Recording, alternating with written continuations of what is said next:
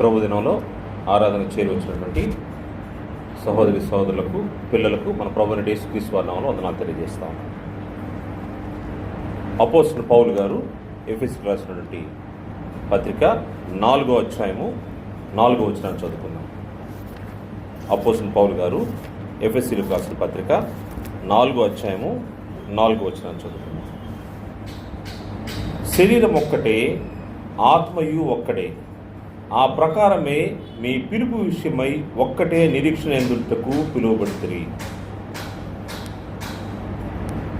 ఒక్కటే నిరీక్షణ ఎందుటకు పిలువబడితిరి. నిరీక్షణ గురించి పరిశుద్ధాత్మ ద్వారా మనకు తెలియజేయబడినటువంటి సందేశం ఏంటంటే, ఒక్కటే నిరీక్షణ, ఆ నిరీక్షణలో ఉండడానికి మనము పిలువబడ్డాము అని గ్రంథం తెలియజేస్తూ ఉంది. ఒక్కటే నిరీక్షణ అనే దాన్ని చూసుకోబోయే ముందుగా అసలు నిరీక్షణ అంటే ఏంటో మనం ఆలోచన చేస్తే, ఒక వ్యక్తి జరగవచ్చని నమ్మే విషయాన్ని నిరీక్షణ అంటారు. ఇది జరుగుతుంది అని స్ట్రాంగ్గా, దృఢంగా నమ్మేదాన్ని నిరీక్షణ అంటారు. దానికి ఆశించడం కూడా, డిజైర్ కూడా అని మనం అనుకోవచ్చు, హోప్ అని కూడా మనము ఇంగ్లీష్లో అనుకోవచ్చు. ఏదైనా ఇది జరుగుతుంది అనే విషయాన్ని దృఢంగా నమ్మితే దాన్ని మనము నిరీక్షణ అంటాము. ఈ నిరీక్షణ బైబిల్ చెప్తున్న మాట ఏంటంటే, ఒక్కటే నిరీక్షణ కోసము పిలువబడ్డామంట. ఒక్కటే నిరీక్షణ అంటే, నిరీక్షణ రకరకాల నిరీక్షణలు ఉంటాయంటే, గతంలో ఉన్నవి ప్రస్తుతమైతే క్రీస్తు యేసు ద్వారా దేవుని పిలుపును అందుకున్న వారికి ఒకటే నిరీక్షణ ఉందని గ్రంథం తెలియజేస్తూ ఉంది.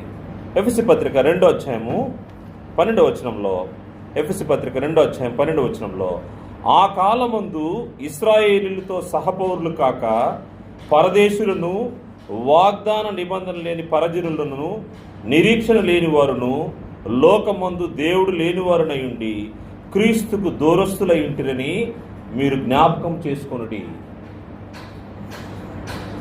ఒకప్పుడు ఆ కాలమందు ఇశ్రాయేలుతో సహపౌరులు కాక, వాస్తవంగా మనం ఈరోజు ఆరాధన చేసే ఈ దేవుడు ఎవరికి దేవుడు అంటే, ఇశ్రాయేలుకు మాత్రమే దేవుడుగా ఉన్నాడు. వారి నిరీక్షణ వేరు, అన్యులైనటువంటి వారి యొక్క నిరీక్షణ వేరు. అప్పుడు నిరీక్షణ లేనివారంట పరజనులు, వాగ్దాన నిబంధన లేనివారు పరదేశులు, అన్యజనులుగా ఉన్నటువంటి వారి యొక్క పరిస్థితి అక్కడ తెలియజేస్తూ, నిరీక్షణ లేనటువంటి మనుషులుగా ఉన్నటువంటి వారికి ఈరోజు క్రీస్తు యేసునందు ఒక్కటే నిరీక్షణ ఎందుటకు పిలువబడ్డారని గ్రంథము తెలియజేస్తూ ఉంది. గతంలో అయితే నిరీక్షణ లేనివారు, లోకమందు దేవుడు లేనివారు క్రీస్తుకు దూరస్తులైనారు. కింద వచనంలో, ఆయనను మునుపు దూరస్తులైన మీరు ఇప్పుడు క్రీస్తు యేసునందు క్రీస్తు రక్తం వలన సమీపస్తులై ఉన్నారు. ఒకప్పుడు దూరస్తులు, ఇప్పుడైతే క్రీస్తు యేసునందు క్రీస్తు రక్తం వలన సమీపస్తులు. క్రీస్తుకు సమీపంగా మీరు వచ్చున్నారు, క్రీస్తుకు సమీపస్తులని గ్రంథము తెలియజేస్తా ఉంది. ఇప్పుడున్న నిరీక్షణ వేరు. ఈ నిరీక్షణ ఒక్కటే నిరీక్షణ. ఈ ఒక్క నిరీక్షణ మనుషులు కలిగి ఉండాలి. ఈ ఒక్క నిరీక్షణ గురించి బైబిల్ ఏం తెలియజేస్తుందంటే, అసలు దేని గురించి నిరీక్షిస్తున్నాం? అనేక సార్లు మనము బస్ స్టాండ్లో వెయిట్ చేస్తూ ఉంటాము. దేని గురించి నిరీక్షిస్తాము? బస్సు కోసం నిరీక్షిస్తూ ఉంటాం. పరీక్షలు రాసాము, దేనికోసం విద్యార్థులు నిరీక్షిస్తూ ఉంటారు? రిజల్ట్స్ కోసం నిరీక్షిస్తూ ఉంటారు. లేదు, ఏదో ఒక పని చేశాము, దాని ఫలితం కోసం నిరీక్షిస్తూ ఉంటారు. క్రీస్తు యేసునందున్న వారు నిరీక్షించేది దేని కొరకంటే, గ్రంథం చెప్తున్న మాట రోమపత్రిక 8వ అధ్యాయంలో, రోమపత్రిక 8వ అధ్యాయము 9వ వచనం చూస్తే, క్రైస్తవులు క్రీస్తు యేసునందున్న వారు ఒక్కటే నిరీక్షణ.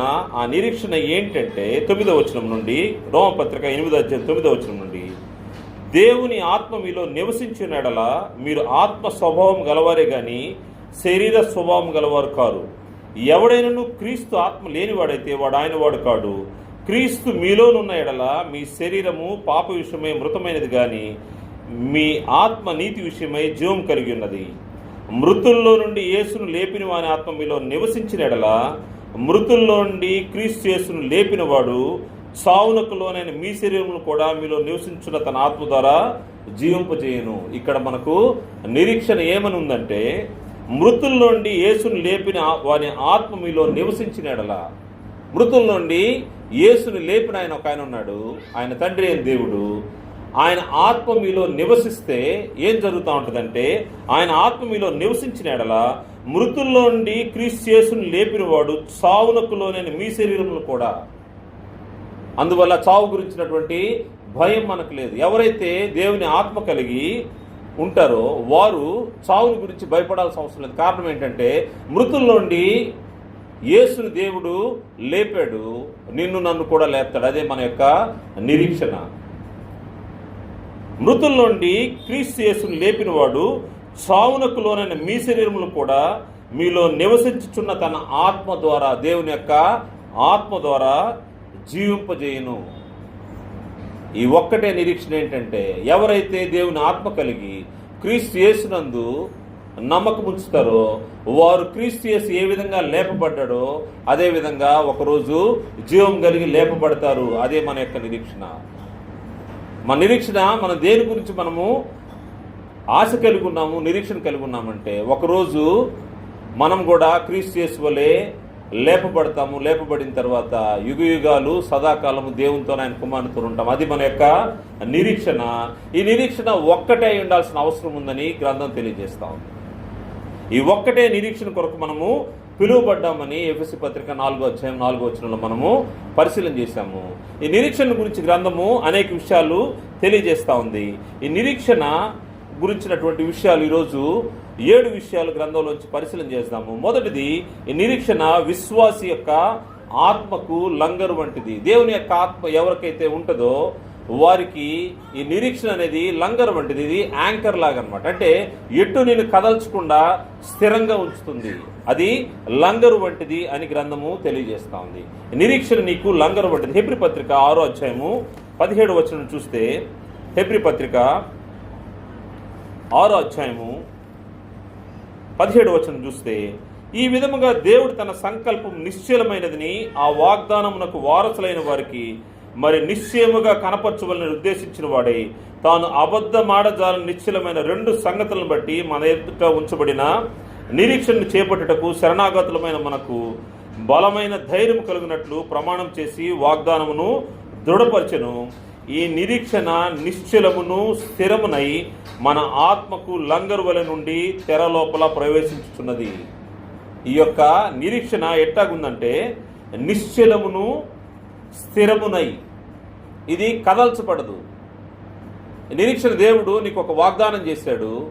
ఈ వాగ్దానాన్ని బట్టి నీవు నిరీక్షించమన్నాడు. క్రీస్తు యేసుని నేను ఏ విధంగా మృతుల్లోంచి లేపానో నిన్ను కూడా లేపుతాను. నా ఆత్మ నీలో ఉంటే నువ్వు కూడా ఒకరోజు లేస్తావు, జీవం కలిగి లేస్తావు. మృతుడిపై లేచేది కాదు, జీవం కలిగి లేస్తావు. ఈ నిరీక్షణ నువ్వు కలిగి ఉంటే, ఈ నిరీక్షణ ఇది నిశ్చలమైనది, స్థిరమైనది. మన ఆత్మకు లంగరు వలె, అంటే యాంకర్ లాగా స్థిరంగా ఉంచేదానికి అవకాశం ఉంటుంది. అందువల్ల మన నిరీక్షణ అది స్థిరమైనదని గ్రంథం తెలియజేస్తూ ఉంది. ఇది ఎవరు వాగ్దానం చేశారంటే, తండ్రి అయిన దేవుడు మనకు వాగ్దానం చేశాడు. వాగ్దానం చేసిన వాడు నమ్మదగిన వాడు కనుక మనం నిరీక్షణ విషయమై మనం ఒప్పుకున్న దాన్ని నిశ్చలముగా పట్టుకోవాల్సిన అవసరం ఉంది. మనం ఏ విశ్వాసం అయితే కలిగి ఉన్నామో ఆ విశ్వాసంలో స్థిరంగా ఉండాల్సిన అవసరం ఉందని హెబ్రీ పత్రిక 10వ అధ్యాయము 23వ వచనంలో తెలియజేయబడింది. వాగ్దానం చేసిన వాడు నమ్మదగిన వాడు, వాగ్దానం చేసిన వాడు నమ్మదగిన వాడు కనుక మన నిరీక్షణ విషయమే మనం ఒప్పుకునే దాన్ని నిశ్చలముగా పట్టుకుందాము. అందువల్ల దీని నుంచి అటు ఇటు స్కాటర్ అవ్వాల్సిన అవసరం లేదు, అటు ఇటు వేరే వైపుకి తొంగి చూడాల్సిన అవసరం లేదు. కారణం ఏంటంటే, నువ్వు ఏదైతే నువ్వు విశ్వాసం కలిగి ఉన్నావో ఆ విశ్వాసము స్థిరమైనది. నువ్వు నమ్మే నిరీక్షణ అది నిశ్చలమైనది, అది కదల్చబడదు. అందువల్ల వాగ్దానం చేసిన దేవుడు నమ్మదగిన వాడు కనుక నిన్ను జాగ్రత్తగా ఆయన చేసినటువంటి వాగ్దానాన్ని నీ పట్ల నెరవేరుస్తాడని గ్రంథము తెలియజేస్తూ ఉంది. ఆయన చేసిన వాగ్దానాన్ని బట్టి ఆయన నిన్ను కాచి కాపాడుతాడు. కారణం ఏంటంటే, ఆయన నిన్ను స్థిరంగా ఉంచడానికి ఆయన ఇష్టపడి నేను క్షేమమైన పరిస్థితిలో ఉంచుతా ఉన్నాడు. ప్రభువు నమ్మదగిన వాడు. ఆయన మిమ్మల్ని స్థిరపరిచి ఏం చేస్తూ ఉంటాడంటే దుష్టత్వాన్ని నుంచి కాపాడుతూ ఉంటాడు. అంటే అపవాది నుంచి నిన్ను కాపాడుతూ ఉంటాడు. ఈ యొక్క విశ్వాసం నుంచి తొలగిపోకుండా అపవాది ఎక్కడైనా డౌట్ క్రియేట్ చేసే అవకాశం ఉంటే ఆ డౌట్ లేకుండా నిన్ను స్థిరంగా లంగరు వలె నీ విశ్వాసము, నువ్వు ఏం విశ్వసించావు, ఏం నిరీక్షిస్తున్నావో దాని విషయంలో నిన్ను బలంగా స్థిరంగా ఉంచుతాడని గ్రంథం తెలియజేస్తుంది. తెస్సలోనికీయులకు రాసినటువంటి 2వ పత్రిక 3వ అధ్యాయం 3వ వచనంలో ఆయన మిమ్మును స్థిరపరిచి దుష్టత్వం నుంచి కాపాడుతాడని గ్రంథము తెలియజేస్తా ఉంది. ఈ యొక్క నిరీక్షణ విశ్వాస యొక్క ఆత్మకు లంగరు వలె ఉంటుందని మనకు గ్రంథంలో చూసాము. కారణం ఏంటంటే నిన్ను పిలిచిన ఆయన నమ్మదగిన వాడు. ఎక్కడికి పిలిచాడు, ఏ పరిస్థితిలోకి పిలిచాడని ఆలోచన చేస్తే తన కుమారుని యొక్క సహవాసంలోకి పిలిచాడు. ఈ సహవాసంలో నిన్ను ఉండమన్నాడు, నీకు నిరీక్షణ ఇచ్చాడు. తన కుమారుడు క్రీస్తు యేసు యొక్క సహవాసంలోకి నిన్ను పిలిచిన దేవుడు నమ్మదగిన వాడు. దాన్ని మర్చిపోకూడదు గ్రంథము తెలియజేస్తా ఉంది. అందువల్ల ఈ సహవాసంలోనికి, ఈ యొక్క విశ్వాసంలోనికి, ఈ నిరీక్షణలోకి నువ్వు పిలువబడ్డావు. పిలిచిన దేవుడు నమ్మదగిన వాడు. తన కుమారుని యొక్క క్రీస్తు ప్రభువు యొక్క సహవాసంలోకి నిన్ను పిలిచాడని గ్రంథం తెలియజేస్తుంది. కొరింథీయులకు రాసినటువంటి 1వ పత్రిక 1వ అధ్యాయం 4వ వచనం నుండి 9వ వచనం వరకు మనం పరిశీలన చేస్తే ఆయన తన కుమారుని యొక్క సహవాసానికి మనల్ని పిలిచాడు. ఆయన నమ్మదగిన వాడు. నీకు దేవుడు ఇచ్చినటువంటి నిరీక్షణ ఎటువంటిదంటే నీ యొక్క ఆత్మకు లంగరు వంటిది, యాంకర్ లాంటిది. అందువల్ల నీవు స్థిరంగా ఉంటావు, నిశ్చలంగా ఉంటావు, కదల్చబడవని గ్రంథం తెలియజేస్తుంది. 2వ విషయాన్ని పరిశీలన చేస్తే నిరీక్షణలో రక్షణ మిళితమైంది. రక్షణ అంటే ప్రొటెక్షన్, నీకు సంరక్షణ ఉంది. నువ్వు ఈ నిరీక్షణలో నువ్వు ఉన్నావు, నీవు ఒక్కటే నిరీక్షణలో ఉంటే నీకు ప్రొటెక్షన్ ఉంటుంది, సంరక్షణ ఉంటుందని బైబిల్ తెలియజేస్తూ ఉంది. రోమపత్రిక 8వ అధ్యాయం 24వ వచనంలో ఏలైనగా మనం నిరీక్షణ కలిగిన వారమై రక్షింపబడితిమి. నిరీక్షణ కలిగిన వారమై రక్షింపబడితిమి. మనము ఆషామాషిగా రక్షించబడలేదు. దేవుడు నీకు నిరీక్షణను చూపించి నిన్ను రక్షించాడు. క్రీస్తు యేసు రక్తంలో నీవు కడుగుపడ్డావంటే నీవు జీవం కలిగి ఉంటావు. క్రీస్తు యేసు యొక్క రక్తంలో తమ పాపమును కడుక్కున్న వారికి పరిశుద్ధాత్మను దేవుడు వరంగా ఇస్తా ఉన్నాడు. ఆ పరిశుద్ధాత్మ అంటే దేవుని యొక్క ఆత్మ. మనం ముందు చూసుకున్నట్టుగా దేవుని ఆత్మ ఎవరి దగ్గర అయితే ఉంటుందో వారు ఉన్నటువంటి నిరీక్షణ ఏంటంటే వారు ఒకరోజు క్రీస్తు ప్రభువుని దేవుడు ఏ విధంగా లేపాడో మనం కూడా జీవంతో లేపబడతాం. అది మన యొక్క నిరీక్షణ. ఈ నిరీక్షణలో ఉన్నవారు రక్షించబడిన వారు, అంటే ఉగ్రత నుంచి తప్పించబడిన వారని మనకు బైబిల్ తెలియజేస్తూ ఉంది. ఎక్కడి నుంచి మనము తప్పించబడ్డామంటే ఉగ్రత నుంచి తప్పించబడ్డాం, దేవుని యొక్క కోపాగ్ని నుంచి మనము తప్పించబడ్డాము. ఈ యొక్క మృతుల్లోంచి లేపినటువంటి యేసుని ఏ విధంగా జీవంతో దేవుడు లేపాడో ఆ లేపిన దాని యందు ఎవరైతే విశ్వాసం ఉంచుతారో వారందరూ ఉగ్రత నుంచి తప్పించబడతారు. వారు మరొక నూతన జన్మను పొందిన వారుగా ఉంటారని గ్రంథము తెలియజేస్తుంది. పేతురు రాసిన మొదటి పత్రిక 1వ అధ్యాయము 3 నుంచి 5 వచనాల్లో ఈ యొక్క రక్షించబడిన వారు ఎటువంటి భాగ్యస్థితిలోకి, జీవంలోకి ప్రవేశిస్తారంటే అక్కడ తెలుపబడింది, మన ప్రభువుకు యేసుక్రీస్తు తండ్రి అయిన దేవుడు స్తుతింపబడుగాక, మృతుల్లో నుండి యేసుక్రీస్తు తిరిగి లేచుట వలన జీవంతో కూడా నిరీక్షణ మనకు కలుగునట్లు ఆయన అనగా అక్షయమైనదియు నిర్మలమైనదియు వాడబారినదైన స్వాస్థ్యం మనకు కలుగునట్లు ఆయన తన విశేష కనికరం చొప్పున మనల్ని మరలా జన్మింపజేసెను. ఈ యొక్క నిరీక్షణలో నువ్వు పొందబోయే మేలేంటో నువ్వు ఆలోచన చేస్తే నువ్వు ప్రొటెక్ట్ చేయబడతావు, రక్షించబడతావు. నువ్వు రక్షించబడి ఎటువంటి స్వాస్థ్యాన్ని పొందుకుంటావంటే మృతుల్లో నుండి యేసుక్రీస్తు తిరిగి లేచుట వలన జీవంతో కూడా నిరీక్షణ మనకు కలుగునట్లు అనగా అక్షయమైనది నిర్మలమైనది వాడబారినదైన స్వాస్థ్యము మనకు కలుగునట్లు. స్వాస్థ్యము ఎవరైతే దీన్ని నిరీక్షిస్తారో వారు ఆ స్వాస్థ్యాన్ని పొందుకుంటారు. అంటే ఆ యొక్క మేలైనటువంటి పరిస్థితుల్లోకి వెళ్తూ ఉంటారు. దాన్నే మనము యుగయుగాలు ఉండే పరలోకం అన్నాము, దేవుని యొక్క బహుమానం అన్నాము. అది వాడబారనిది, అక్షయమైనది. ఈ స్వాస్థ్యం మనకు దేవుడు అనుగ్రహిస్తూ ఉన్నాడు. ఎవరైతే నిరీక్షణ కలిగి ఉంటారో వారికి జీవంతో కూడినటువంటి నిరీక్షణ అన్నాడు దీన్ని. ఈ రక్షించబడిన వారు దీంట్లో నిరీక్షణలో విమోచన, రక్షణ ఉంది అనే విషయాన్ని మనము చూస్తూ ఉన్నాము. మనం ఉగ్రత నుంచి కాపాడబడ్డాము, విమోచించబడ్డాము. ఎప్పుడైతే ఈ యొక్క విమోచన మనకు కలిగిందో దేవుని యొక్క స్వాస్థ్యాన్ని పొందుకునే భాగ్యస్థితిలోకి వెళ్ళిపోతూ ఉంటారు. ఇది అందరికీ ఉంటుందంటే ఉండే అవకాశం లేదు. ఎవరికైతే దేవుని ఆత్మ ఉంటుందో, ఎవరైతే క్రీస్తు యేసునంత పాపములు కడుక్కుంటారో వారికి మాత్రమే అవకాశము. వారే ఈ ఒక్కటే అయినటువంటి నిరీక్షణలోకి ప్రవేశిస్తారు. వారికి మాత్రం లోకంలో ఉండే అందరికీ కాదని బైబిల్ తెలియజేస్తూ ఉంది. ఈ రక్షణ అనేది మనల్ని ఏ విధంగా ప్రొటెక్ట్ చేస్తుందని మనం ఆలోచన చేస్తే ఇది మనకు శిరస్త్రాణంగా ఉంటుంది. అంటే మనం ఇప్పుడు బైక్ పైన వెళ్ళేటప్పుడు హెల్మెట్ పెట్టుకుంటాం. దేనికోసం పెట్టుకుంటాం? ప్రొటెక్ట్ చేసుకోవడానికి. తలకు దెబ్బ తగలకుండా మనం ఏ విధంగా హెల్మెట్ పెట్టుకుంటామో, మన ఆత్మకు రక్షణ ఈ నిరీక్షణ, అది మనకు శిరస్త్రాణంగా ఉంటుందని గ్రంథము తెలియజేస్తుంది. తెస్సలోనికీయులకు రాసిన మొదటి పత్రిక 5వ అధ్యాయం 8వ వచనంలో రక్షణ నిరీక్షణను శిరస్త్రాణమును ధరించుకుందాము. రక్షణ నిరీక్షణ అనే శిరస్త్రాణం అంట. ఈ నిరీక్షణ నీకు హెల్మెట్ లాగా నీకు చుట్టూ ఉండి నిన్ను ప్రొటెక్ట్ చేస్తూ ఉంటుంది. నిన్ను రక్షించడానికి నిన్ను జాగ్రత్త చేసేది ఈ నిరీక్షణ అనే విషయము గుర్తుపెట్టుకోవాల్సిన అవసరం ఉంది. ఈ నిరీక్షణ మనకు శిరస్త్రాణంగా ఉంటుంది. మన తెలిసి ఎఫెసీ పత్రికలో మనం చూసే సర్వాంగ కవచం ఉంది. దేవుడు ఆత్మ సంబంధమైనటువంటి సర్వాంగ కవచాన్ని ఇచ్చాడు. ఈ యొక్క ఆర్మీ సూట్ సర్వాంగ కవచంలో శిరస్త్రాణం అనేది ఒక భాగమైనది. శిరస్త్రాణం అంటే హెల్మెట్ అన్నమాట. అది మనం చూస్తే 17వ వచనంలో, ఎఫెసీ పత్రిక 6వ అధ్యాయం 17వ వచనం, మరియు రక్షణయను శిరస్త్రాణము. రక్షణ అనే శిరస్త్రాణము. ఈ రక్షణ అనేది నీకు నిరీక్షణకు ప్రొటెక్షన్ లాగా ఉంటుంది అనమాట. ఒక విశ్వాసిని నిరీక్షణ ఏం చేస్తుందంటే జాగ్రత్తగా కాచి కాపాడుతుంది. నీ ముందున్నటువంటి బహుమానాన్ని గుర్తు చేస్తూ నీవు అటు ఇటు తొలగిపోకుండా ఉండేదానికి ఇది నిన్ను ప్రొటెక్ట్ చేస్తూ ఉంటుందని గ్రంథం తెలియజేస్తూ ఉంది. 4వ విషయాన్ని మనం పరిశీలన చేస్తే ఈ నిరీక్షణ విశ్వాసాన్ని ప్రోత్సహిస్తుంది, ఎంకరేజ్ చేస్తుంది అనమాట. నిరీక్షణ ఏం చేస్తుందంటే నిన్ను ప్రోత్సహిస్తూ ఉంటుంది. ఎలా ప్రోత్సహిస్తుందని మనం ఆలోచన చేస్తే దేవుడు చేసినటువంటి సంకల్పంలో నీవు భాగస్థుడివే అనే విషయాన్ని గుర్తు చేస్తూ నిరీక్షణ నిన్ను ప్రోత్సహిస్తూ ఉంటుంది. దేవునికి ఒక సంకల్పం ఉంది.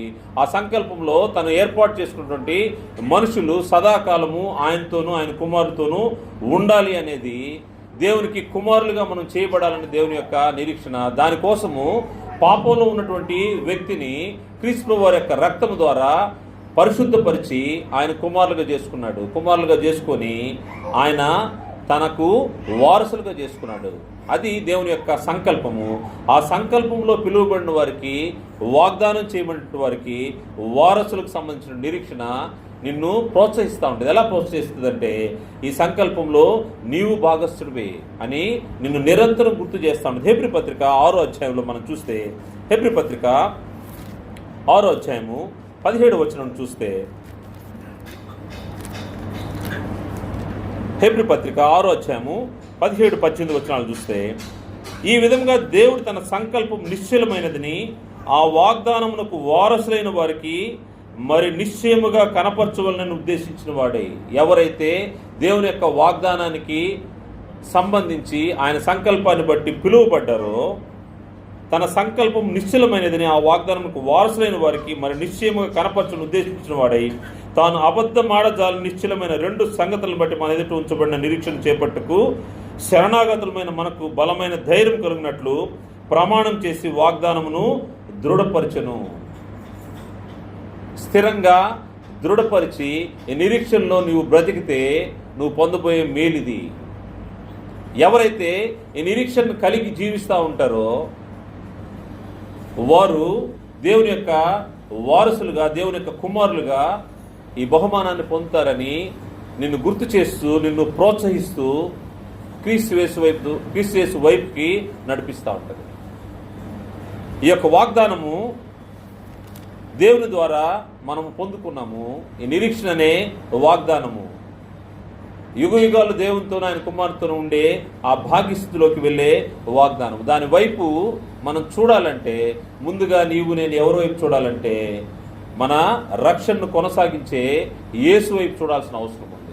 ఎవరైతే క్రీస్తు యేసు వైపు చూస్తారో వారు ఈ యొక్క నిరీక్షణ యందు నమ్మిక ఉంచి దేవుని యొక్క వాగ్దానం వైపు చూసేదానికి అవకాశం ఉంది. హెబ్రీ పత్రిక 12వ అధ్యాయము మొదటి 2 వచనాల్లో క్రీస్తు యేసు వైపు ఎందుకు మనం చూడాలో, ఈ యొక్క విశ్వాసికి నిరీక్షణ ప్రోత్సాహం ఎలా కలిగిస్తుందో మనం ఆలోచన చేస్తే, ఇంత గొప్ప సాక్షి సమూహం మేఘం వలె మనల్ని ఆవరించినందున మనము కూడా ప్రతి భారమును సులువుగా చిక్కులు పెట్టి పాపను విడిచిపెట్టి విశ్వాసమునకు కర్తయు దాన్ని కొనసాగించువాడని యేసు వైపు చూచు మన ఎదుట ఉంచబడిన పందెంలో ఓపికతో పరుగెత్తుదము. ఎవరి వైపు చూస్తూ పరిగెత్తాలి? యేసు వైపు చూస్తూ మనము పరిగెత్తాలంట. మన ముందున్నటువంటి ఈ విశ్వాసపు పందెంలో యేసు వైపు చూస్తూ పరిగెత్తాలి. యేసు వైపు ఎందుకు చూడాలంటే, యేసు మనకంటే ముందుగా ఆయన ఈ యొక్క రేస్ని ఫినిష్ చేశాడు. మనం రేస్లో స్టార్టింగ్లో ఉన్నాము, మనకంటే ముందుగా ఫినిష్ చేసిన ఆయన ఒక ఆయన ఉన్నాడు. ఆ ఫినిష్ చేసిన ఆయన ఏ విషయాలను ఆయన కన్సిడరేషన్ చేశాడో మనం ఆలోచన చేస్తే, ఆయన తన ఎదుట ఉంచబడిన ఆనందము కొరకై అవమానమును నిర్లక్ష్య పెట్టి సిలువను సహించి దేవుని సింహాసనం యొక్క కుడిపార్శ్వమున ఆసీనుడై ఉన్నాడు. క్రీస్తు ప్రభు వారు ఊరకే పోయి దేవుని సింహాసనంలో ఆయన కుడిపార్శ్వంలో కూర్చునే పరిస్థితి ఏర్పడలేదు. కానీ దానికి ఆయన చేసిన శ్రమ ఇక్కడ భూమిపైన మనం ఆలోచన చేస్తే, క్రీస్తు ప్రభు వారు దేవుని సింహాసనం దగ్గర కూర్చున్నాడంటే, కుడిపార్శ్వం కూర్చున్నాడంటే అది అంత సులువుగా జరగలేదు. దానికోసం ఆయన ఈ భూమిపైన ఈ దేహంలో శ్రమ పడ్డాడు. ఎటువంటి శ్రమ పడ్డాడంటే, ఆయన తన ఎదుట మన ఎదుట ఉంచబడిన పందెంలో ఆయన తన ఎదుట ఉంచబడిన ఆనందం కొరకై అవమానాన్ని నిర్లక్ష్య పెట్టాడు. ఈ యొక్క రేస్లో అవమానాలు ఉంటాయి. ఈ యొక్క విశ్వాస యాత్రలో అవమానాలు ఉంటాయి. అవమానాల్ని సహించాల్సిన అవసరం ఉంది. అదేవిధంగా సిలువ ఉంటుంది. సిలువ అంటే శ్రమలు ఉంటాయి, మరణం ఉంటుంది. వాటిని సహించాల్సిన అవసరం ఉంది. ఇవన్నీ ఎప్పుడైతే అవమానాన్ని నిర్లక్ష్య పెట్టి సిలువను సహిస్తారో అటువంటి వారు దేవుని యొక్క కుడిపార్శ్వమున క్రీస్తు ప్రభువు ఏ విధంగా కూర్చున్నారో ఆ విధంగా మనకున్న నిరీక్షణ అదే. క్రీస్తు యేసుని లేపిన వాడు మనల్ని కూడా లేపుతాడంటే దానికి కారణము క్రీస్తు యేసు వైపు చూస్తూ క్రీస్తు యేసు వలె మనము బ్రతికినప్పుడు మనం కూడా ఒకరోజు లేపబడతాము. దేవుని ఆత్మ ఎవరిలో అయితే ఉంటుందో వారు క్రీస్తు యేసు యొక్క మాదిరిలో జీవించడానికి అవకాశం ఉంటుంది. అందువల్ల ఈ యొక్క నిరీక్షణ ఏం చేస్తుందంటే విశ్వాసిని ప్రోత్సహిస్తూ ఉంటుంది. దానికి తగినట్టుగా విశ్వాసిని తయారు చేస్తూ ఉంటుంది, మౌల్డ్ చేస్తూ ఉంటుంది. యేసు వైపు చూస్తే మనకు మెంటర్ ఆయన మనల్ని మలుస్తూ ఉంటాడు. ఆయన స్వరూపంలోకి మనల్ని మరుస్తూ ఉంటాడు. తగిన కాలం ముందు దాని ప్రతిఫలము మనము పొందుకుంటాం. ఈరోజు ఇక్కడ పడే ప్రతి అవమానము, ప్రతి నిర్లక్ష్యము, ప్రతి శ్రమ క్రీస్తు యేసు ఏ విధంగా పొంది దేవుని యొక్క సింహాసనం దగ్గర కూర్చున్నాడో మనం కూడా ఈ భూమిపైన నిరీక్షణ కలిగిన వారమై ఈ సిలువ శ్రమలను మనము సహిస్తే, ఈ యొక్క సిలువను మనం భరిస్తే ఏం జరుగుతూ ఉంటుందంటే మనం కూడా ఒకరోజు క్రీస్తు యేసు వలె మనం ఉంటాం. దాన్నే గ్రంథం ఏం చెప్తుందంటే తగిన కాలమందు అన్నాడు. తగిన కాలమందు పంటను కోస్తామనే విషయాన్ని గ్రంథం తెలియజేస్తుంది. గలతీ పత్రిక 6వ అధ్యాయం 9వ వచనంలో, గలతీ పత్రిక 6వ అధ్యాయము 9వ వచనంలో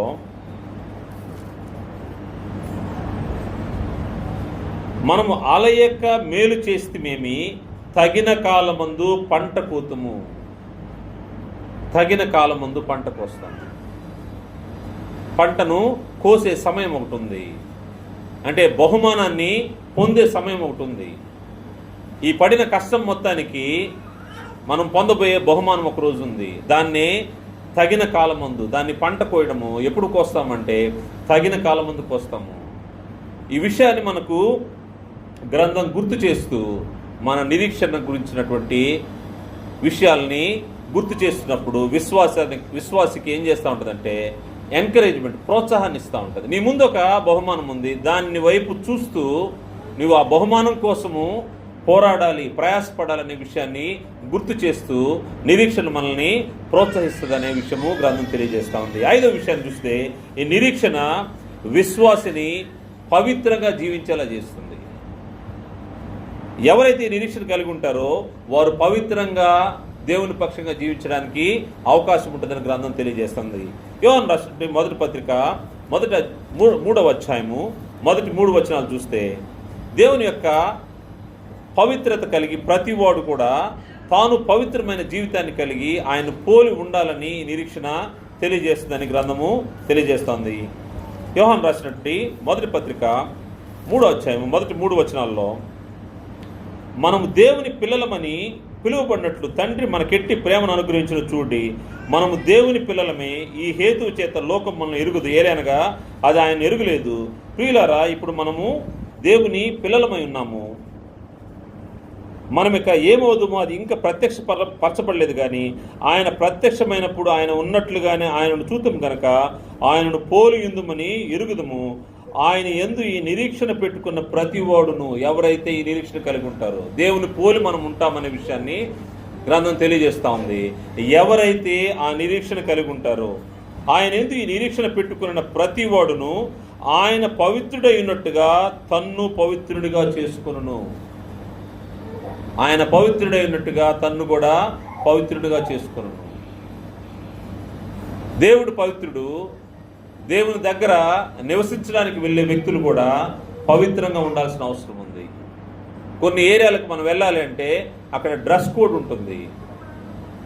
డ్రెస్ కోడ్ లేకుండా మనము ఆ ప్రాంతాలకి ప్రవేశించడానికి అవకాశం ఉండదు. ఆ డ్రెస్ కోడ్ ఏంటో మనం ఎరిగి ఉండాల్సిన అవసరం ఉంది.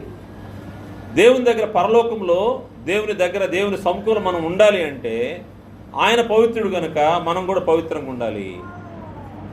అటువంటి డ్రెస్ కోడ్ మనం కూడా కలిగి ఆయన దగ్గరికి వెళ్ళాలంటే ఇక్కడి నుంచే మనము ప్రాక్టీస్ చేయాల్సిన అవసరం ఉంది. దాని కొరకు పవిత్రంగా జీవించేలా నిరీక్షణ ఏం చేస్తాడంటే విశ్వాసని ప్రోత్సహిస్తూ ఉంటుంది.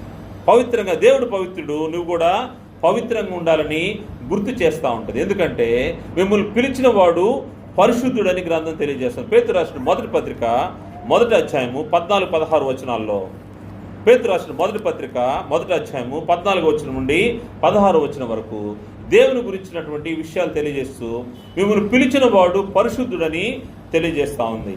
నేను పరిశుద్ధుడై ఉన్నాను కనుక మీరును పరిశుద్ధులై ఉండుడని వ్రాయబడి ఉన్నది. ఎవరు పరిశుద్ధుడంటే తండ్రి అయిన దేవుడు పరిశుద్ధుడు. ఆయన పరిశుద్ధుడు కనుక మీరును పరిశుద్ధులై ఉండని వ్రాయబడింది. కాగా మీరు విధేయులకు పిల్లలై మీ పూర్వపు అజ్ఞాన దశలో మీకుండిన ఆశలను అనుసరించి ప్రవర్తింపక మిమ్మల్ని పిలిచిన వారు పరిశుద్ధుడైన ప్రకారము మీరును సమస్త ప్రవర్తన యందు పరిశుద్ధులైనడి. సమస్త ప్రవర్తన యందు మనం నిరీక్షిస్తున్నాము దేవుని సముఖంలోకి మనం కూడా జీవం కలిగి ఎత్తబడతామని. ఎత్తబడి అక్కడికి వెళ్ళే సమయానికి మనం ఏ విధంగా ఉండాలో, దేవుడు ఏ విధంగా పరిశుద్ధుడై ఉన్నాడో మనం కూడా ఆయన దగ్గరికి వెళ్ళేటప్పుడు మనం కూడా సమస్త ప్రవర్తన యందు పరిశుద్ధులుగా ఉండాల్సిన అవసరం ఉంది. మన ప్రవర్తన, మన ఆలోచనలు, మన సమస్తము పరిశుద్ధంగా లేకపోతే ఆయన సముఖంలోకి మనము వెళ్ళలేము. క్రీస్తు ప్రభువు వారు పరిశుద్ధంగా ఉండి దేవుని కుడిపార్శ్వన కూర్చున్నాడు. మనం కూడా పరిశుద్ధమైన జీవితాన్ని జీవించడానికి ఈ నిరీక్షణ మనకు ఉపయోగకరంగా ఉంటుంది. అదేవిధంగా దేవుడు మనల్ని ఎందుకోసం పిలిచాడనే విషయాన్ని గ్రంథము ఈ విధంగా తెలియజేస్తుంది. తెస్సలోనికీయులకు రాసినటువంటి మొదటి పత్రిక 4వ అధ్యాయం 7వ వచనంలో పరిశుద్ధులగుటకే దేవుడు మనల్ని పిలిచను గాని అపవిత్రులుగా ఉండుటకు పిలువలేదు. పరిశుద్ధులగుటకే దేవుడు మనల్ని పిలిచను గాని అపవిత్రులుగా ఉండుటకు పిలువలేదు. నిరీక్షణ కలిగిన వ్యక్తులు, ఈ ఒక్కటే నిరీక్షణలోకి వచ్చిన వ్యక్తులు ఎలా ఉంటారంటే దేవుడు ఏ విధంగా ఉన్నాడో ఆ విధంగా ఉండడానికి ప్రయత్నం చేస్తారు. ఆ విధంగా పవిత్రంగా జీవించాలంటే దేవుడు మనల్ని ఎందుకోసం పిలిచాడో ఆ ఉద్దేశాన్ని ఎరగాల్సిన అవసరం ఉంది. పరిశుద్ధులు ఒకటికే దేవుడు మనల్ని పిలిచను కానీ అపవిత్రులుగా ఉండటకు మనల్ని పిలవలేదని గ్రంథము హెచ్చరిక చేస్తూ ఉంది. అందువల్ల పవిత్రత కలిగి ఉండాల్సిన అవసరం ఉంది. దేవుడు పవిత్రుడు. ఆయన దగ్గరకు మనం వెళ్ళాలంటే, నిరీక్షణ మన విషయంలో నెరవేర్చబడాలి అంటే మనం కూడా పవిత్రులుగా జీవించాల్సిన అవసరం ఉంది. దానికి తగినట్టుగా మనల్ని మనము మలుచుకోవాల్సిన అవసరం ఉంది. ఈ నిరీక్షణ ఏం చేస్తుందంటే విశ్వాసని పవిత్రంగా జీవించేలా చేస్తుంది. 6వ విషయాన్ని మనము పరిశీలన చేస్తే, నీ నిరీక్షణ కష్ట సమయాల్లో కూడా సంతోషంగా ఏ విధంగా ఉండాలో నేర్పిస్తుంది. అనేక సార్లు ఏదన్నా మనము ఒక విజయాన్ని పొందుకోవాలంటే, ఒక సక్సెస్ని మనము చూడాలి అంటే, ఆ సక్సెస్ని అనుభవించడానికి ముందుగా ఎంతో కష్టము, ఎంతో శ్రమ అనుభవించాల్సిన అవసరం ఉంది. అనేక సార్లు దాన్ని వదిలిపెట్టి వెళ్ళిపోవాలనే మనసు కూడా కలుగుతూ ఉంటుంది. కష్టాలను బట్టి, మనకు వచ్చే ఇబ్బందిని బట్టి, ఈ పని అక్కర్లేదు, ఈ బహుమానం లేకపోయినా పర్వాలేదు అని మధ్యలో గివప్ చేసే చాలా విషయాలు మనకు కనబడుతూ ఉంటాయి. ఏదైనా ఒక దాన్ని సాధించుకోవడం కోసం మనం కష్టపడుతూ ఉంటాము. మధ్యలో శ్రమ వచ్చినప్పుడు, ఇబ్బంది వచ్చినప్పుడు, లేకపోయినా పర్లేదు దీన్ని వదిలిపెట్టేసి వెళ్ళిపోదాం అనిపిస్తుంది. కానీ ఇటువంటి కష్ట సమయంలో కూడా నిరీక్షణ ఏం చేస్తుందంటే, నువ్వు ఫలాంది పొందుకుంటావు అనే నిరీక్షణ మనల్ని ఏం చేస్తూ ఉంటుందంటే, మనల్ని డ్రైవ్ చేస్తూ ఉంటుంది. ఎలా డ్రైవ్ చేస్తుందంటే, ఎంత ఇబ్బంది వచ్చినా, ఎంత శ్రమ వచ్చినా, ఎంత కష్టం వచ్చినా దాంట్లో కూడా సంతోషాన్ని వెతుక్కోగలిగే పరిస్థితిని, నిరీక్షణని కలిగిస్తూ ఉంటుంది. అదే విషయాన్ని గ్రంథం తెలియజేస్తున్న రోమపత్రిక 12వ శ్రమలో సంతోషించుటకు ఓర్పు కలిగి, ప్రార్థన యందు పట్టుదల కలిగి ఉంటకు ఈ యొక్క నిరీక్షణ మనకు నేర్పుతుందని రోమపత్రిక 12వ తెలుపబడింది. రోమపత్రిక 12వ నిరీక్షణ గలవారై సంతోషించుచు, శ్రమయందు ఓర్పు గలవారై ప్రార్థన యందు పట్టుదల కలిగి ఉండుడి. నిరీక్షణ గలవారై సంతోషించుచు. మనకున్న నిరీక్షణ మనల్ని సిగ్గుపరచదంట. అందుకోసమే దేవుడు ఏదైతే మనల్ని ఎక్కడ చూడాలని ఆయన కోరుకున్నాడో, ఏ యొక్క స్వాస్థ్యాన్ని ఇస్తానని ఆయన మనకు నిరీక్షణ ఉంచాడో, ఆ నిరీక్షణ కోసం మనము సంతోషించుచు ఏం చేయాలంటే, శ్రమయందు ఓర్పు గలవారై, ఒకవేళ మధ్యలో కష్టమైన పరిస్థితులు మనకు వచ్చినా దాన్ని ఓర్చుకోగలిగి, ప్రార్థన యందు పట్టుదల కలిగి ఉండి, దాన్ని సాధించుకోవడానికి, ఆ బహుమానాన్ని పొందుకోవడానికి మనం ఓర్పు కలిగి ఉండాలి. క్రీస్తు యేసు వైపు చూసినప్పుడు, క్రీస్తు యేసు పడిన శ్రమలను మనము పరిశీలన చేస్తే మనకు వచ్చే శ్రమలు అవి ఎంతో తేలికపాటుగా మనకు కనబడతా ఉంటాయి. అందుకోసమే శ్రమల యందు సంతోషించుడని గ్రంథం తెలియజేస్తూ ఉంది. నిరీక్షణ గలవారై సంతోషించుడి అని తెలియజేసి యాకోబు గారు తెలియజేస్తూ చెప్తున్న మాట, శోధన సహించువాడు ధన్యుడు, అతడు శోధనకు నిలిచిన వాడే ప్రభు తను ప్రేమించు వారికి వాగ్దానం చేసిన జీవ కిరీటమును పొందును. యాకోబు పత్రిక 1:12. యాకోబు పత్రిక 1:12 శోధన సహించువాడు ధన్యుడు. శోధన వచ్చిందా, దాన్ని ఓర్చుకో, దాన్ని సహిస్తే నీకు జరిగే మేలేందంటే నువ్వు ధన్యుడు. దేవుడు చూపినటువంటి నిరీక్షణలో నువ్వు కూడా పాలు పొందుతావు. దానికి భయపడి వెనక్కెళ్ళద్దు. ఎప్పుడైతే శోధన సహిస్తావో అతడు శోధనకు నిలిచిన వాడై ప్రభు తను ప్రేమించు వారికి వాగ్దానం చేసిన జీవ కిరీటమును పొందును. జీవ కిరీటం నీకు ముందుంది. ఆ జీవ కిరీటాన్ని పొందుకోవాలంటే నువ్వు శోధనను సహించాల్సిన అవసరం ఉంది. ఎవరెవరైతే శోధనను సహించి దేవుని ప్రేమించి దేవుని ఆత్మ కలిగి ఉన్నారో వారు తీర్పు దినాన ఎక్కడుంటారంటే దేవుని రాజ్యాన్ని స్వతంత్రించుకునే జాబితాలో ఉంటారని మత్తయి సువార్తలో ప్రభువారు ఆయన తెలియజేసిన మాట. 20:34 తీర్పులో దేవుని రాజ్యాన్ని స్వతంత్రించుకునే వారు ఉంటారు. వారు లోకం పుట్టిన మొదలుకొని మీ కొరకు ఏర్పాటు చేసినటువంటి ఈ యొక్క రాజ్యాన్ని స్వతంత్రించుకోండి ఆయన ఎవరితో చెప్తాడంటే, ఈ శోధనలు సహించి దేవుని పక్షంగా బ్రతికిన వారికి ఈ వాగ్దానం ఉంది, ఈ యొక్క నిరీక్షణ ఉంది. అందువల్ల మనకు ఎటువంటి కష్టం వచ్చినా, ఎటువంటి శ్రమ వచ్చినా నిరీక్షణ ఏం చేస్తూ ఉంటుందంటే, మన శ్రమల్లో కూడా సహించడానికి, ఓర్చుకోవడానికి మనకు శక్తిని ఇస్తూ ఉంటుందని గ్రంథం తెలియజేస్తుంది. మరియు నిరీక్షణ చివరిగా విశ్వాసంలో స్థిరంగా ఉండడానికి తోడ్పడుతుంది లేదా పురికొల్పుతుంది. ఈ నిరీక్షణ ఏం చేస్తుందంటే విశ్వాసంలో స్థిరంగా ఉండడానికి. దేవుడు నీకు ఒక విశ్వాసాన్ని ఇచ్చాడు, ఆ విశ్వాసంలో స్థిరంగా ఉండేదానికి. ఏమని విశ్వాసం ఇచ్చాడంటే, ఒకసారి మనం చూస్తే మీలో ఉన్న నిరీక్షణ గురించి హేతువుడుకు ప్రతివానికి సాత్వికంతో సమాధానం చెప్పాలి. నీ విశ్వాసం ఏంటో తెలియజేయాల్సిన అవసరం ఉంది. పేతురు రాసిన మొదటి పత్రిక 3వ అధ్యాయం 15వ వచనంలో, పేతురు రాసిన మొదటి పత్రిక 3వ అధ్యాయం 15వ వచనంలో, నిర్మలమైన మనస్సాక్షి కలిగిన వారై మీలో ఉన్న నిరీక్షణ గురించి మిమ్మల్ని హేతువుడుకు ప్రతివానికి సాత్వికంతోనూ భయంతోనూ సమాధానం చెప్పుటకు ఎల్లప్పుడూ సిద్ధముగా ఉండి మీ హృదయం నందు క్రీస్తును ప్రభువుగా ప్రతిష్ఠించుడి. ఈ నిరీక్షణ ఏం చేస్తూ ఉంటుందంటే నీ విశ్వాసానికి స్థిరంగా ఉండి నిన్ను ప్రోత్సహిస్తూ ఉంటుంది, పురికొల్పుతూ ఉంటుంది. ఒకవేళ నీ విశ్వాసానికి హేతువేందని ఎవరన్నా అడిగారంటే, నా విశ్వాసం ఏంటి, నా నిరీక్షణ ఏంటంటే క్రీస్తు యేసును దేవుడు లేపాడు మృతుల్లోంచి, నన్ను కూడా లేపుతాడు. ఎప్పుడు లేపుతాడు? క్రీస్తు యేసుకి దేవుడు ఇచ్చినటువంటి ఆత్మ మనలో కూడా ఉండేటప్పుడు. ఇదే నా విశ్వాసం. యేసు దేవుని కుమారుడైన క్రీస్తు అనేదే విశ్వాసం. ఈ విశ్వాసంలో నిన్ను స్థిరంగా ఉంచడానికి, క్రీస్తు యేసుని దేవుడు మృతుల నుండి లేపాడు అనేది నా విశ్వాసం.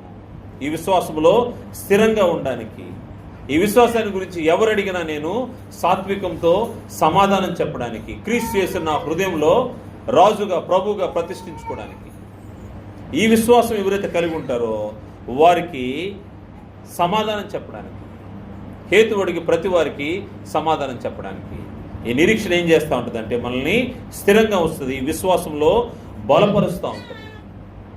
ఒకసారి అపోస్తలులు వారు పరిశుద్ధాత్మ పూర్ణులై కార్యాలు జరిగిస్తూ ఉన్నారు. కార్యాలు జరిగిస్తున్నప్పుడు వారి పనులు చూసిన తర్వాత అక్కడ ఉన్నటువంటి మనుషులందరూ ఆశ్చర్యపోతూ ఉన్నారు. ఎందుకంటే వీళ్ళు దేని ద్వారా ఇటువంటి కార్యక్రమాలు జరిగిస్తూ ఉన్నారు, దేన్ని బట్టి వీళ్ళు ఇంత శక్తివంతంగా పనిచేస్తూ ఉన్నారు అనే విషయాన్ని వాళ్ళు అడిగినప్పుడు వారి యొక్క విశ్వాసానికి ఆధారాన్ని తెలియజేస్తూ ఉన్నారు. పేతురు గారు తెలియజే అపోస్తలుల కార్యాల గ్రంథము 4వ అధ్యాయము 8వ వచనం చూస్తే, అపోస్తలుల కార్యాల గ్రంథం 4వ అధ్యాయం 8వ వచనం నుండి, పేతురు పరిశుద్ధాత్మతో నిండిన వాడే ఇట్లనెను, ప్రజల అధికారులారా పెద్దలారా, ఆ దుర్బలునికి చేయబడిన ఉపకారము గురించి వాడు దేని వలన స్వస్థత పొందినని నేడు మమ్మను విమర్శించున్నారు గనుక మీరందరూ ఇశ్రాయేలు ప్రజలందరూ తెలుసుకోవాల్సిందేమనగా మీరు సిలువ వేసినట్టు మృతుల్లోండి దేవుడు లేపినట్టు నజరేయుడైన యేసుక్రీస్తు నామమునే వీడు స్వస్థత నొంది మీ ఎదుట నిలుచున్నాడు. ఎలా నిలబడ్డాడు ఈ వ్యక్తి? ఏ విశ్వాసంతో అతన్ని వీరు స్వస్థపరిచారంటే, మీరు సిలువ వేసినట్టు మృతుల్లోండి దేవుడు లేపినట్టు నజరేయుడైన యేసుక్రీస్తు నామమునే వీడు స్వస్థత పొందాడు. ఒక వ్యక్తి స్వస్థత పొందాడు, అక్కడ అద్భుతం జరిగింది. వాళ్ళందరూ ఆశ్చర్యంగా చూస్తున్నారు, ఏం జరిగిందని ఆలోచన చేస్తున్నారు. కానీ వాస్తవంగా వారి యొక్క విశ్వాసం ఏంటంటే, మీరు సిలువ వేసినట్టు మృతుల్లోండి దేవుడు లేపినట్టు నజరేయుడైన యేసుక్రీస్తు నామములో. ఎవరైతే మృతుల్లోండి లేపబడినటువంటి క్రీస్తు యేసును విశ్వసిస్తారో, దేవుడు క్రీస్తు యేసును లేపాడని ఎవరైతే నమ్ముతారో, మనం చూసినట్టుగా రోమపత్రిక 8వ అధ్యాయము 9వ వచనం నుండి 11వ వచనం మనం చూసాము. ఎవరైతే దేవుని ఆత్మ కలిగి మృతుల్లోండి యేసును లేపిన వాని యొక్క ఆత్మ కలిగి ఉంటారో, ఆత్మ నిన్ను కూడా ఒకరోజు జీవంతో లేపుతుంది. అది నిరీక్షణ. ఆ విశ్వాసములో స్థిరంగా ఉండడానికి, దాని పక్షంగా పనులు జరిగించడానికి, కదలకుండా విశ్వాసంలో స్థిరులుగా ఉండడానికి ఈ నిరీక్షణ మనకు పనిచేస్తూ ఉంటుందని గ్రంథము తెలియజేస్తాం. చివరిగా కొరింథీయులకు రాసిన మొదటి పత్రిక 15వ అధ్యాయము 58వ వచనంలో ఈ యొక్క నిరీక్షణ యందు ఏ విధంగా స్థిరంగా మనము ఉండాలనే విషయాన్ని గ్రంథము హెచ్చరిక చేస్తుందో ఒకసారి చూసుకొని ముగిద్దాము. అపోస్తలుడు పౌలు గారు కొరింథీయులకు రాసిన మొదటి పత్రిక 15వ అధ్యాయము 58వ వచనంలో, మీ కాగా నా ప్రియ సహోదరులారా, మీ ప్రయాసము ప్రభునందు వ్యర్థము కాదని ఎరిగి స్థిరులను కదలని వారును ప్రభు కార్యాభివృద్ధి యందు ఎప్పటికీ ఆసక్తులై ఉండుడి. ప్రభు కార్యాభివృద్ధి యందు ఎప్పటికీ ఆసక్తులై ఉండాలి. కారణం ఏంటంటే, నువ్వు ఎప్పుడైతే దేవుని పనిని జరిగిస్తా ఆయన యందు స్థిరంగా ఉంటావో, దేవుడు నీకు ఇచ్చినటువంటి ఒక్కటే నిరీక్షణ, ఆ నిరీక్షణలో నీవు రక్షించబడతావు, ఆ నిరీక్షణలో నీవు విమోచించబడతావు, ఆ నిరీక్షణలో నీవు కాపాడబడతావు, ప్రొటెక్ట్ చేయబడతావు. ఆ నిరీక్షణ నువ్వు పవిత్రంగా ఉండేలాగా నిన్ను ఉంచుతుంది. ఆ నిరీక్షణ నిన్ను ప్రోత్సహిస్తుంది. ఆ నిరీక్షణ నిన్ను పురికొల్పుతుంది. ఆ నిరీక్షణ ఏం చేస్తుందంటే నువ్వు కష్ట సమయాల్లో శోధనలో ఉంటే కూడా నువ్వు సంతోషంగా ఉండేదానికి, మరి ఎక్కువగా స్థిరంగా నిశ్చలంగా ఉండేదానికి లంగరు వలె నీ ఆత్మకు తోడుగా ఉంటుందని గ్రంథం హెచ్చరిక చేస్తుంది. కనుక ఇటువంటి నిరీక్షణ, ఇటువంటి విశ్వాసాన్ని కలిగి క్రీస్తు యేసు ద్వారా, క్రీస్తు యేసు యొక్క రక్తంలో కొనబడిన మనము మన నిరీక్షణను కాపాడుకుంటూ మన రక్షణను కొనసాగించే యేసు వైపు చూస్తూ మనం ముందుకు వెళ్ళాల్సిన అవసరం ఉంది. ఎవరైతే యేసు వైపు చూస్తూ, యేసు ఏం చేశాడో, ఆయన ముందున్నటువంటి అవమానాన్ని, బహుమానం కోసము అవమానాన్ని నిర్లక్ష్యపెట్టి సిలువను సహించాడు. దాన్ని బట్టి ఆయన క్రీస్తు యేసు ప్రభు ఎక్కడున్నాడంటే దేవుని యొక్క కుడిపార్శ్వన కూర్చుని హెచ్చించబడ్డాడు. మనం కూడా ఆ స్థితిలోకి వెళ్ళాలి అంటే మన నిరీక్షణని జాగ్రత్తగా కాపాడుకుంటూ దేవుని ఇష్టలుగా, ముఖ్యంగా దేవుడు పవిత్రుడైనాడు, మనం కూడా పవిత్రంగా జీవించే విధంగా ఈ భూమిపైన మన యాత్రను కొనసాగించాలని ప్రభుపేట మనం చేస్తూ ముగిస్తున్నాను. అందరికీ వందనాలు తెలియజేస్తాను.